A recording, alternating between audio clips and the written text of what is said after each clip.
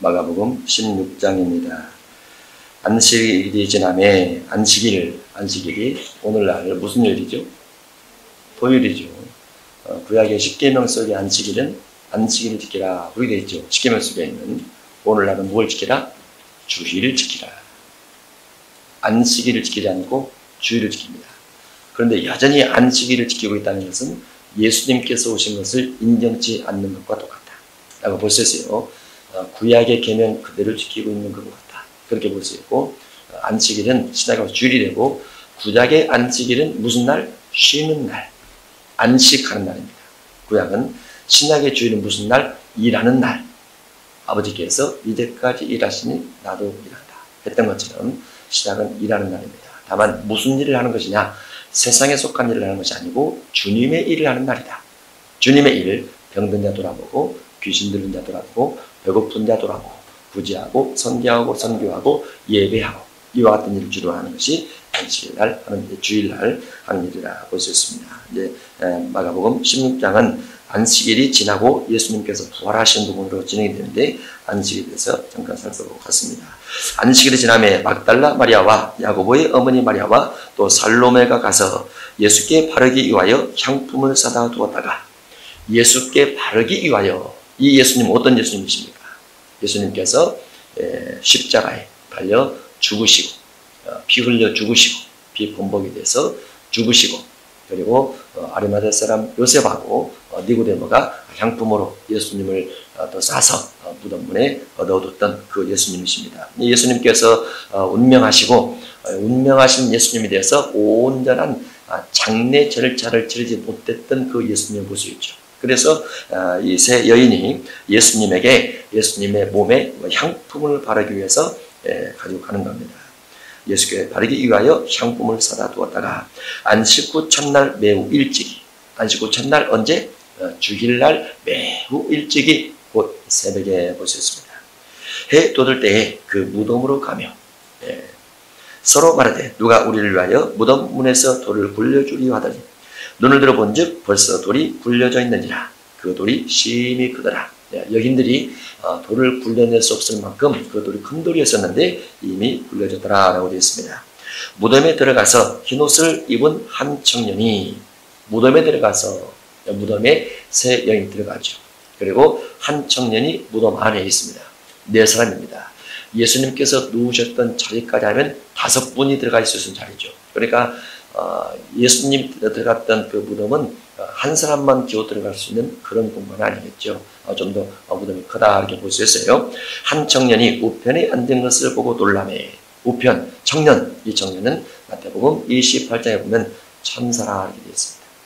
천사. 청년이 우편에 앉은 것을 보고 놀라며. 청년이 놀라매. 청년이 돼 놀라지 말라. 누구에게? 여인들에게. 왜? 예수님께서 죽은 모습으로 시체가 돼서 누워 있어야 하는데 예수님 보이지 않고 한 청년이 흰 옷 입고 앉아 있으니까 여인들이 놀랐다고 말이죠. 예수님께서 아니 계신 것 때문에 놀라기도 하고 그 자리에 한 청년이 자기들보다 먼저 와서 앉아 있기 때문에 놀라기도 하고 청년이 말하기를 놀라지 말라라고 말합니다. 너희가 십자가에 못 박히신 나사렛 예수를 찾는구나. 그가 살아나셨고 다른 말로 부활하셨고 그 말이죠. 부활하셨고 여기 계시지 아니하니라. 부활하셔서 나가셨다고 말이죠. 보라 그를 두었던 것이니라. 가서 그의 제자들과 베드로에게 이르기를 예수께서 너희보다 먼저 갈릴리로 가시다니 전에 너희에게 말씀하신 대로 너희가 거기서 배우리라 하라는지라. 예수님께서 부활하시고 어디로 가신다고요? 갈릴리. 그리고 갈릴리에서 예수님과 예수님의 제자들이 만날 것에 대한 사전에 예수님께서 예언하신 대로 청년이 여인들에게 말을 하고 있습니다. 여자들이 몹시 떨며 6절에서 청년이 놀라지 말라라고 했는데 8절에서 여자들이 몹시 놀라. 천사가 말할지라도 떨리는 거죠. 그죠? 놀라는 거죠. 왜냐하면 예수님이 안 계시니까. 부활하셨다라는 말을 들으니까. 사실 어떻게 보면은 예수님께서 부활하셨다는 말을 듣고 엄청나게 기뻐하고 즐거워하고 행복했어요. 그러나 그와 같은 경험이 전혀 없는 상태란 말이죠. 없는 상태고 예수님께서 비록 3년 공생하시면서 죽은 자를 세 사람을 살렸던 경험이 있지만은 그 살았던 것과 예수님께서 직접 피 흘려셔서 완벽하게 죽음을 당하신 그 주님께서 살아나셨다, 부활하셨다. 이 말을 듣는 것은 차원이 다르다라고 볼 수 있죠. 그래서 아주 놀랍니다. 놀라고 떨며 나와 무덤에서 도망가고 무서워하여 아무에게 아무 말도 하지 못하더라. 너무 놀라면 말할 수 없죠. 그러죠? 너무 무서워도 말할 수 없죠. 예, 너무나 무섭거나 너무 놀라면 말할 수 없습니다. 예, 제가 아는 한 분이 지옥을 갔다 왔는데 너무 무서워가지고 3년 동안 말을 안 했어요. 왜 말을 했는지 아는냐? 그 말하면 저승사자가 잡아갈까 말을 안 했대요. 너무 무서워가지고. 우리는 안 가봐서 모르잖아요. 그러죠? 네, 사실 안 가봐서. 한번 주님이 데리고 가면 얼마나 좋을까? 지옥은 싫고요. 예, 할렐루야. 저도 천국만. 천국만. 그리고 이제 그 사람이 나중에 3년 후에 지옥 갔다 오고 3년 후에 천국 갔다 왔어요. 천국 갔다 오니까 너무 좋아가지고 막 말하고 다녔어요. 말하고 다니면서 3년 전에 지옥도 갔다 왔습니다. 그래서 날게 됐어요. 근데 너무 무서워서 말할 수가 없었다고. 하나님의 전사들도 강력한 전사들 같은 경우는 엄청나게 강력하죠. 엄청나게 강력해요. 제가 전에 한번 이야기했어요. 창세기 6장에 하나님의 아들들이 사람의 딸들을 택했다. 사람의 딸들의 아름다운 모습을 보고 택했다.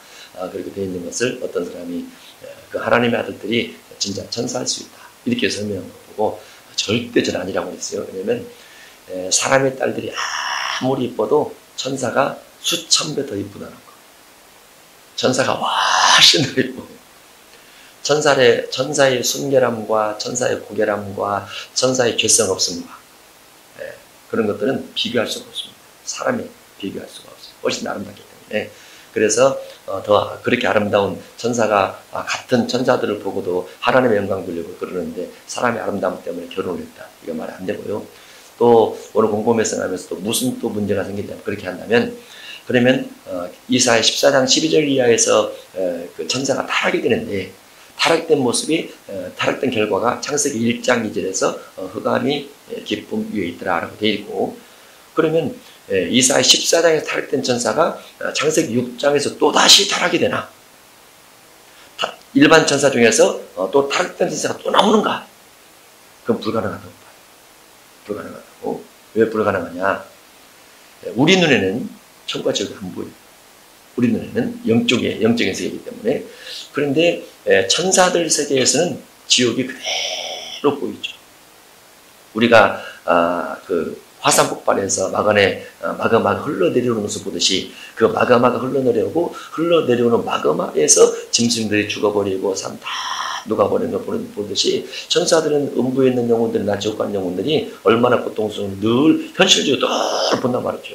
그런데 그 천사가 사람하고 결혼을 해서 네피림을 낳고 그가 타락이 돼서 노아 홍수를 멸망케 했던 원인이 됐다. 이것은 말도 안 되는 거예요.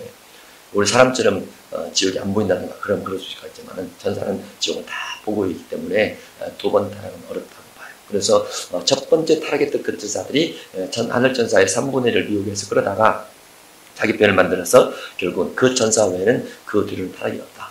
저는 그렇게 봅니다. 그렇게 보고 그러면 창세기 6장에 있는 하나님의 아들들이 사람의 딸들을 취했다는 것은 결국은 믿음의 자손들이 세상적인 연인을 취해서 결혼했다. 그래서 구약시대 많은 내용을 보면은 이방인과 결혼하지 말라라는 내용이 아주 많이 나오죠. 그리고 모세 중심에서 그것이 1500년 동안 흘러가고 아브라함부터 시작을 하면 그것이 거의 1900년 정도 1900년 계속 이어져 가고 있다 볼 수 있습니다. 그 이제 성경 구약 전체 역사이기 때문에 하나님의 아들들이 사람의 딸들을 취했다는 부분은 믿음의 사람이 육신에 욕심이 생겨서 세상 연인을 취해서 이방 연인을 취해서 우상 숭배하고 그를 통해 자녀를 낳다가 노아를 통해 노아 홍수 때 다 망했다. 그렇게 보는 것이 답답 이렇게 생각하는 것이죠.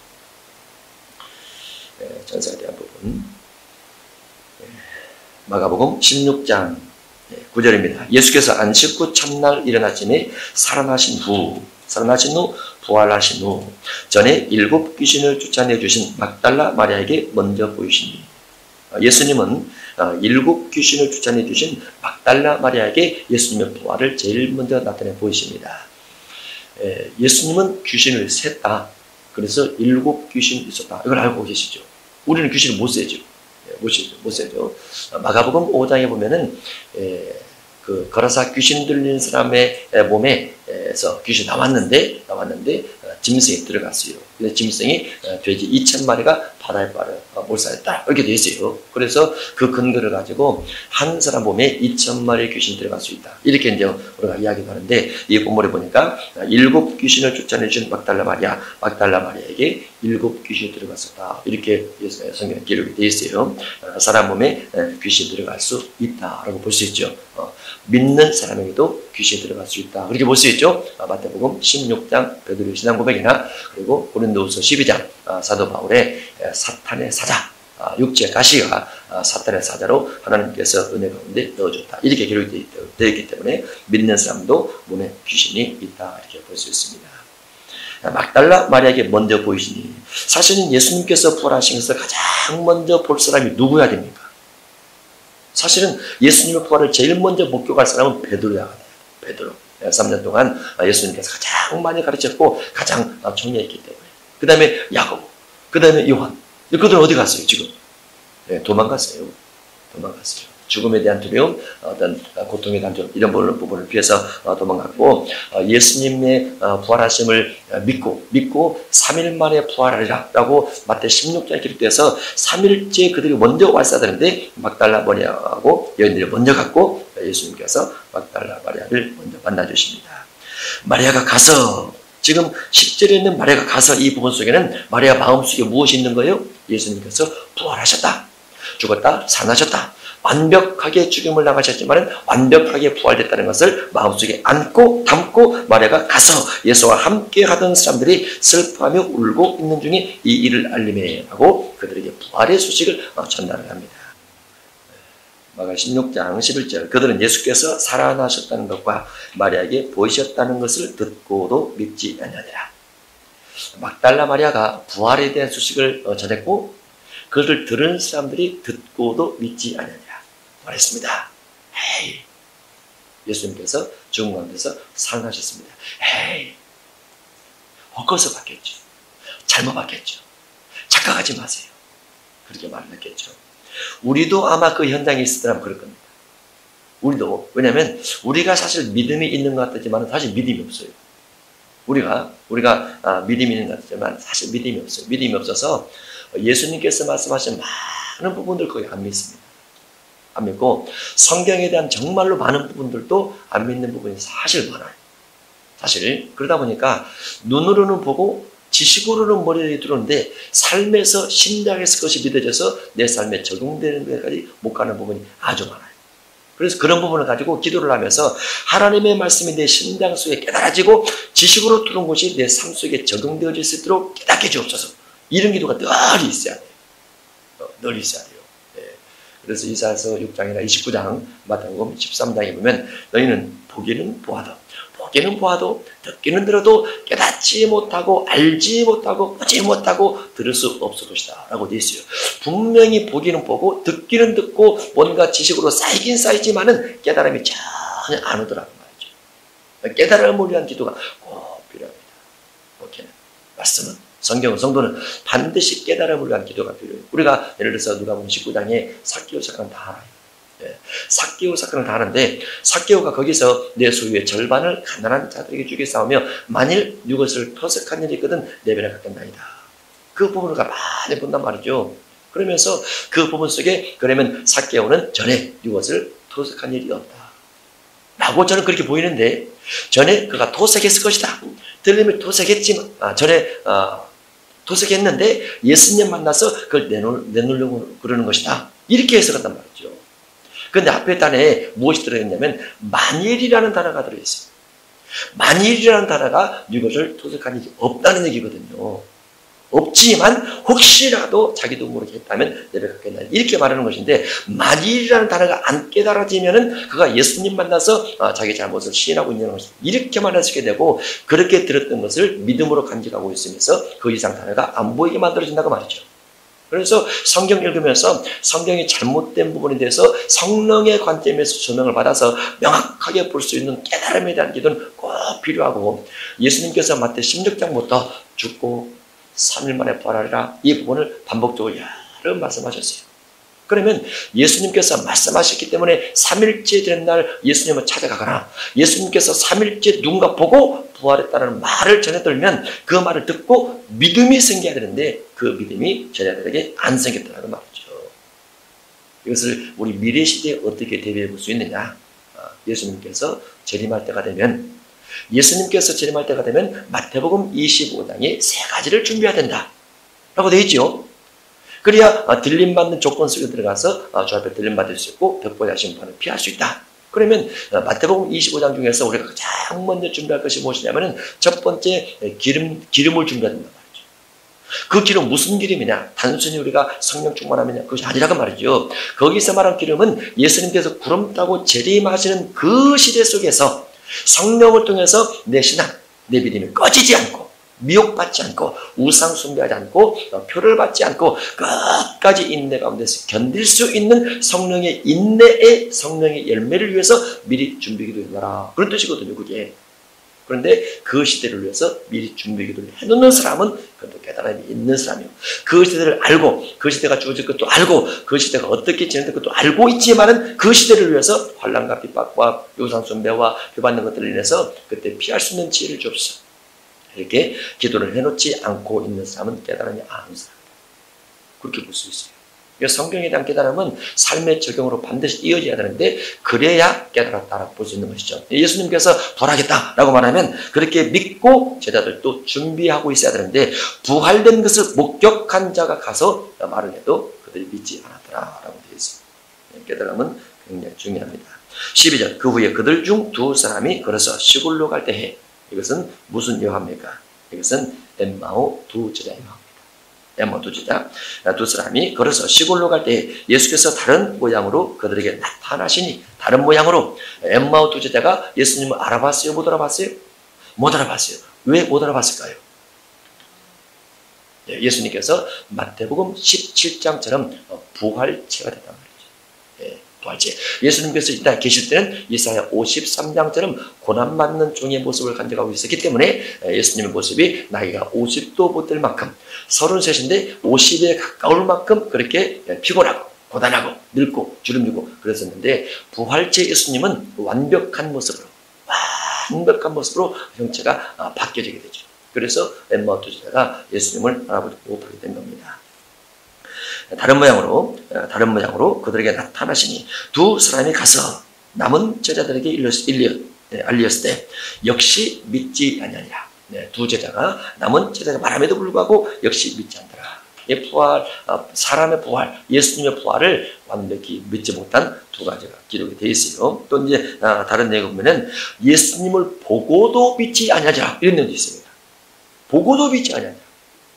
그래서 사람이 죽었다 완벽하게 살아나는 것에 대한 믿음이 지식으로는 되는데 현실적으로 그런 부분이 안 될 경우는 깨달음이 안 온다는 거. 예수님께서 구름 타고 반드시 오실 것이다. 구름 타고 반드시 오시는데 예수님께서 구름 타고 오실 때 들림받을 자가 얼마 안 될 것이다 라는 믿음도 우리가 잘 간직하고 있어요.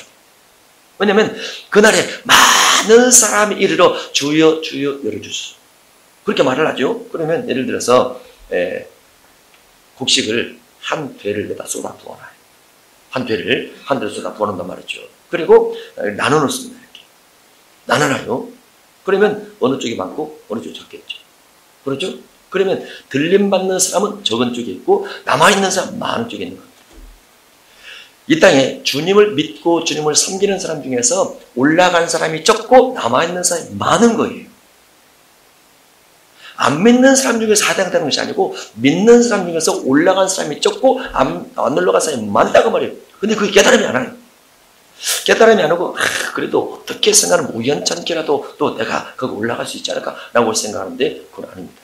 왜냐하면 그에 따른 조건이 필요하기 때문에. 계시록 14장 14절로 16절에 재림하시고 계시록 15장 2절의 조건을 지켜야 되고, 계시록 13장 조건, 12장 조건, 11장 조건을 지켜야 되고, 계시록 2장 3장에 있는 이기는 자 조건을 지켜야 되고, 이런 부분이 있는데 그런 부분은 다 망각하고 그래도 믿으니까 나는 막연한 타락은 절대로 해당이 안 된다고 말이죠. 그래서 성경 어느 부분에 대해서 깨달음이 주어진다는 것은 그 성경 속에 있는 것을 가지고 내 삶 속에 적용시켜서 살아갈 수 있는 정도가 된다고 하면 그것이 깨달음 같다. 그렇게 봐야 돼요. 그러나 지식으로만 있을 경우는 깨달음이 아직 안 된다라고 볼 수 있는 것이죠. 그래서 예수님께서 부활했음에도 불구하고 부활해서 눈으로 봄에도 불구하고 믿지 않는 자도 있더라. 이런 놈이 있는 거죠. 14절입니다. 그 후에 11 제자가 음식 먹을 때에 한 제자 어디 갔어요? 가룟 유다죠. 가룟 유다. 네, 11 제자가 음식 먹을 때 예수께서 그들에게 나타나사 이제 이 부분이 다른 성경에서는 11 제자가 문을 닫고 음식을 먹었죠.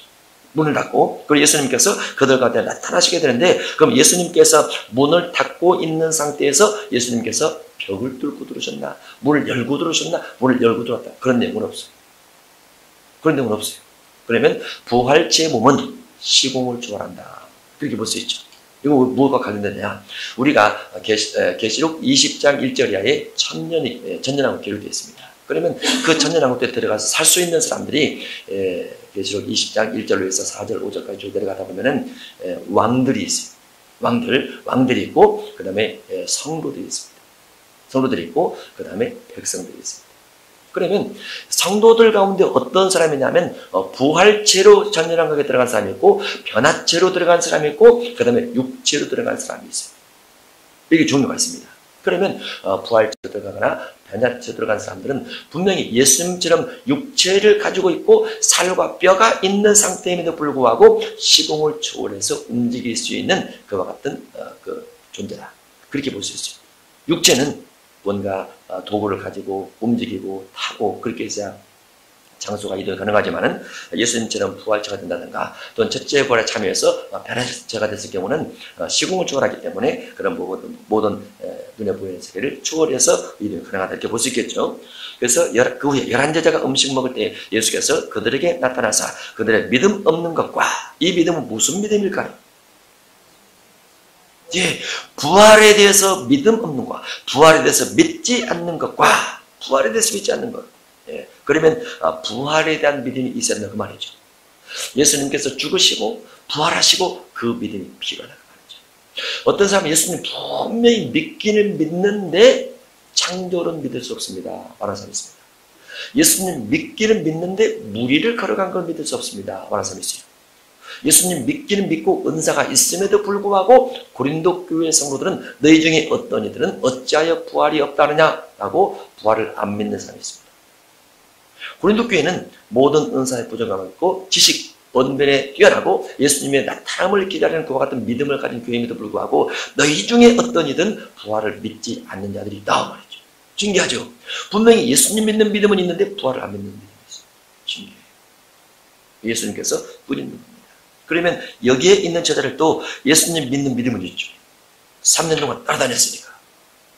믿는 믿음, 예수님에 대한 믿는 믿음, 예수님께서 질병을 치료하는 믿음, 자기들을 파송해서 질병을 고치는 믿음은 있긴 있는데 부활에 대한 믿음이 없다고 말이죠.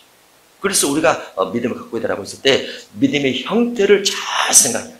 믿음의 형태, 어떤 믿음의 형태를 갖고 있는가? 어떤 분은 예를 들어서 예수님 믿는 믿음이 있는데 방언 받는 믿음이 없어요. 그죠? 병 고치는 믿음이 없어요. 그죠? 귀신 쫓는 믿음이 없어요. 그죠? 말씀을 깨닫는 믿음이 없어요. 그죠? 사랑을 실천하는 믿음이 없고. 마찬가지로 예수님의 부활에 대해서 믿지 못하는 믿음을 갖고 있는 사람도 분명히 있다. 분명히 있어요. 믿음이라는 것은 내 인간적으로, 경험적으로, 과학적으로 돼야 하기 때문에 믿음이 필요한 건 아니에요. 그런 것은 공부나 지식을 통해서 가능하죠. 그런데 믿음이라는 것은 믿는 겁니다. 믿음이라는 것은 믿는 거예요. 얼마나 단순한 믿어주는 거지. 그렇다. 인정해주는 거. 예. 믿음 없는 것과 마음이 완악한 것을 꾸짖으시니 믿음 부활에 대해서 믿지 않는 것은 마음이 완악해서 그렇다. 이 완악함이 무슨 완악이냐면 사람은 절대 죽었다가 살아날 수 없어 라는 생각. 그 생각이에요. 죽었다 살아날 수 없다라는 생각이 주님의 관점에서 보면 그건 악이라는 말이죠. 완고한 아주 고집이 센 악이에요. 주님의 관점에서 부활이 되는데 너희들 관점에서 너희들 관점에서, 사람의 관점에서, 비록 예수님의 제자들이었고 예수님의 성령의 능력과 권능을 체험했던 자들이지만은 부활에 대해서 완악한 지식을 가지고 있었다는 말이죠. 예수님께서 꾸짖으십니다. 이는 자기가 살아난 것을 본 자들의 말을 믿지 않냐면이라. 또 이르시되 너희는 여기서 너희는 어떤 너희를 말할까요? 이제 일단은 예수님께 다 말씀을 건네줬으니까 이제 그 뒤에 보면은 온 천에 다니며 만민에게 복음을 전파라 이렇게 기록되어 있으니까 나를 믿지 못했지만 내 부활을 목격한 사람들은 그 말이죠.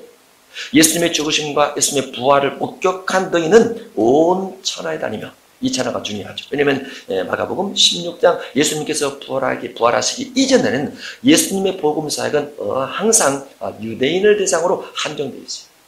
부분적으로 이방인에게 복음을 전파하고 수르보니 여인에게 복음을 전파하고 사마리아 여인에게 복음을 전파한 부분이 있지만은 예수님의 큰 틀에서 보면 거의 3년의 공생에 거의 다 유대인들을 중심한 복음이었어요. 그런데 부활하시고 나서 예수님께서 천하를 향해서 온 땅을 향해서 모든 족속을 향해서 예수님께서 복음의 지경을 넓히십니다. 그런데 유대인 중심한 복음이 이방인으로 넘어가게 된 이유가 있다고 그랬죠. 무엇 때문에? 그런 부분도 있지만은 예수님의 십자가 사건 때문에. 왜냐하면 십자가를 중심해서 원죄가 사함받는 부분이 있어요. 원죄가. 그러면 예수님께서 3년 동안 복음을 전파했던 유대인들은 그들은 원죄가 사함받은 이미 사함받은 국가, 이미 사함받은 혈통을 가지고 있는 사람들이에요. 그래서 예수님께서 그들을 대상으로 복음을 전파할 때는 예수님들아 이렇게 말하지 않고 항상 무엇을 하라? 회개하라, 회개하라, 회개하라 이 말을 하죠. 거기서 말하는 회개는 무슨 죄예요? 자범죄, 탐욕도, 방탕도, 악독도, 거짓도, 술수도, 외식도, 자범죄, 회개하라 이렇게 말을 하고 그 다음에 이제 그런 부분이 십자가 유월절 제물 대해서 죽으시고 나니까 이제 원죄가 사함받을 길이 다 열린다고 말이죠.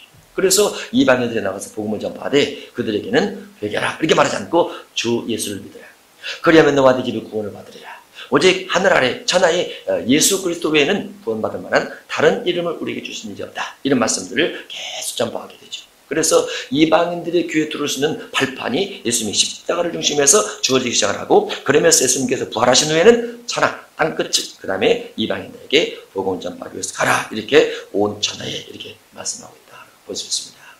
이것을 구분치 못하면 이방인에게 전한 복음, 이방인에게 전해야 될 복음하고 기존 성도에게 전해야 될 복음하고 구분을 못하면 우리가 착각을 하고 있는 것이 무엇이냐면 안 믿는 사람에게 전도할 때는 예수 믿으시길 말을 합니다. 안 믿는 사람에게 그래서 전도지도 나눠주고 선물로 주고 막 그러죠. 그분도 교회에 왔어요. 교회를 다닙니다.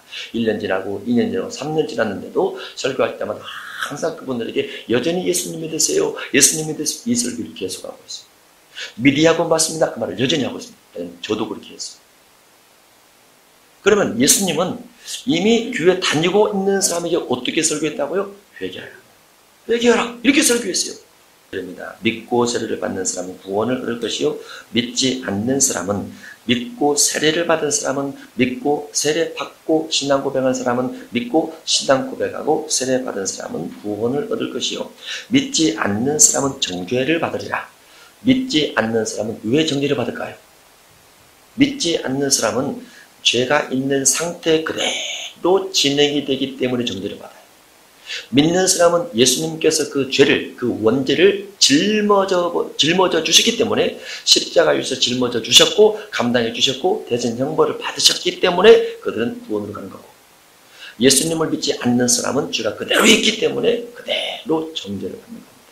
예수님께서 이 땅에 오셨을 때 내가 세상을 심판하러 온 것이 아니오 구원하려 함이라 라고 되어 있죠.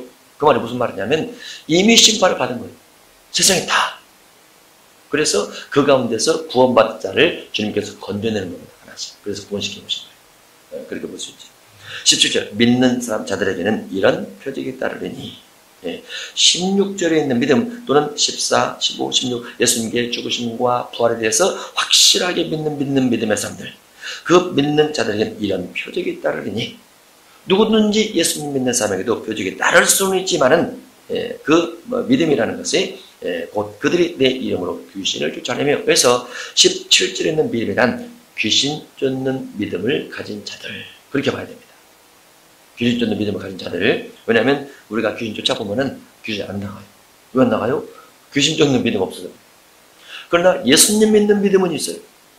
예수님 믿는 믿음은 확실하지만은 귀신 쫓는 믿음이 없으면 귀신 안 나갑니다.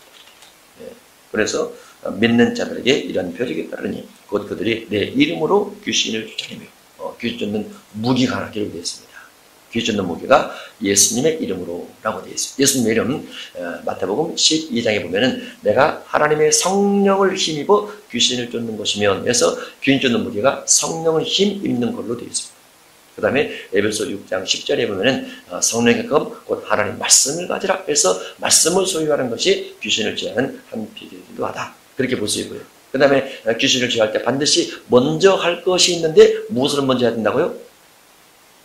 절박을 먼저 하고 그 다음에 강탈하라 하고 순서가 되어 있다.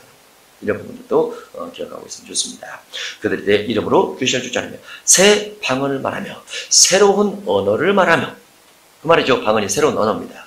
알아들을 수 없는 말을 말하며 듣지 못할 말을 말하며 새로운 방언을 말하며 새 방언을 말하며 새 방언이 사도행전 2장 1절로 4절에 쭉 이어서 보면 마지막 부분에 그들이 성령의 충만을 받고 다른 언어들로 말하기 시작하니라. 다른 언어, 이 다른 언어가 새 방언입니다.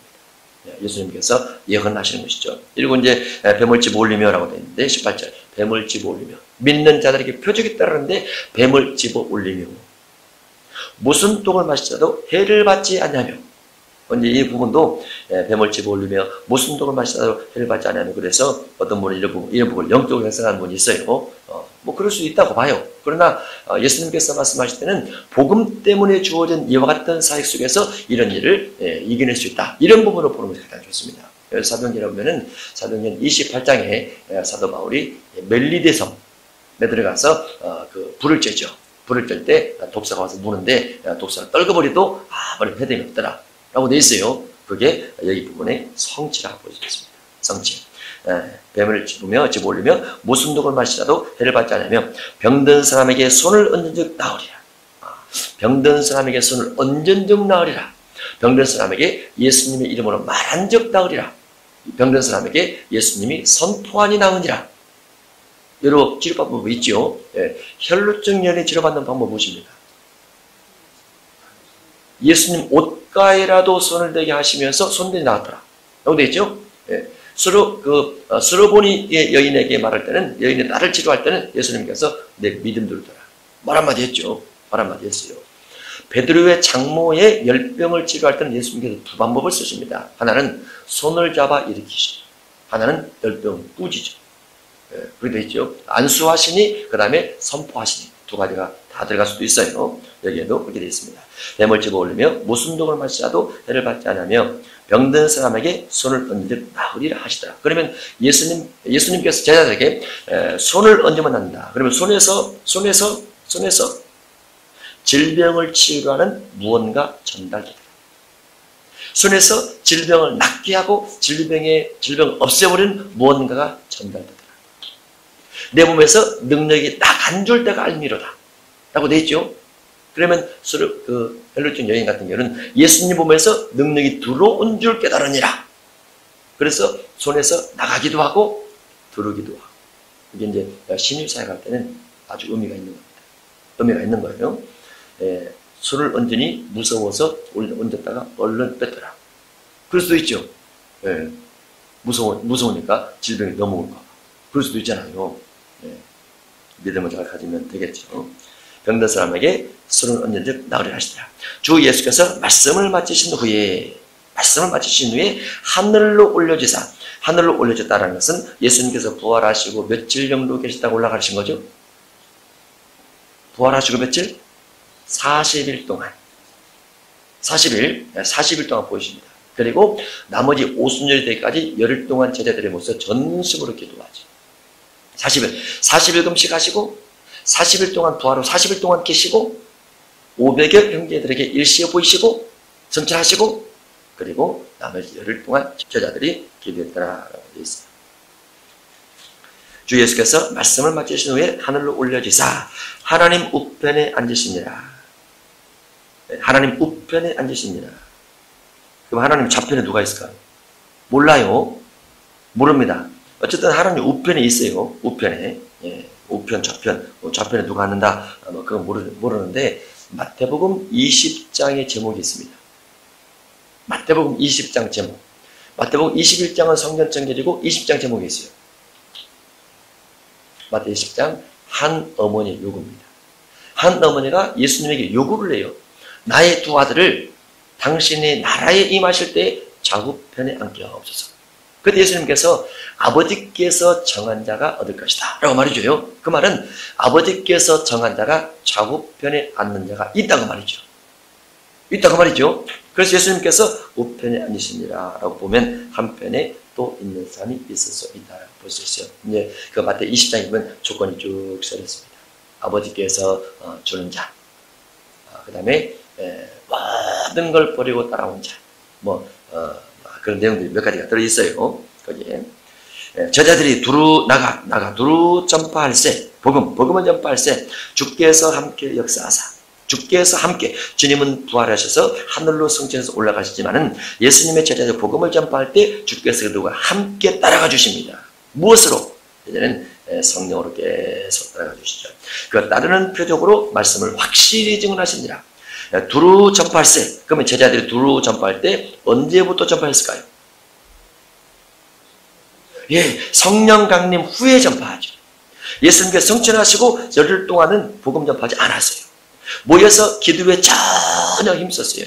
그래서 나가서 두루 전파하지 못했다가 성령 받은 다음에 전파를 하기 때문에 주께서 함께 역사하사. 다른 표적으로 이 말은 성령을 통해서 보이사 성령으로 이렇게 볼 수 있습니다. 그 다른 표적으로 말씀을 확실히 증언하시니라. 말씀 증언할 때 무엇이 있어야 된다? 표적이 있어야 된다. 표적이 있어야 된다.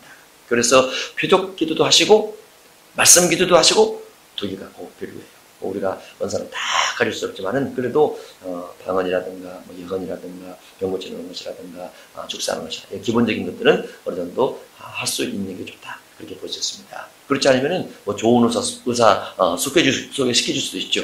그렇지만은 우리가 또 성경을 딱 보면 성경 속에 치유와 축소와 이것들이 많이 나오기 때문에 그런 부분에 관심을 갖고 자꾸 기도를 해서 하나님의 은사가 우리 위에 머물러 있도록 성령이 하시는 일이 머물러 있도록 자꾸 그렇게 하는 것이 옳다고 볼 수 있습니다.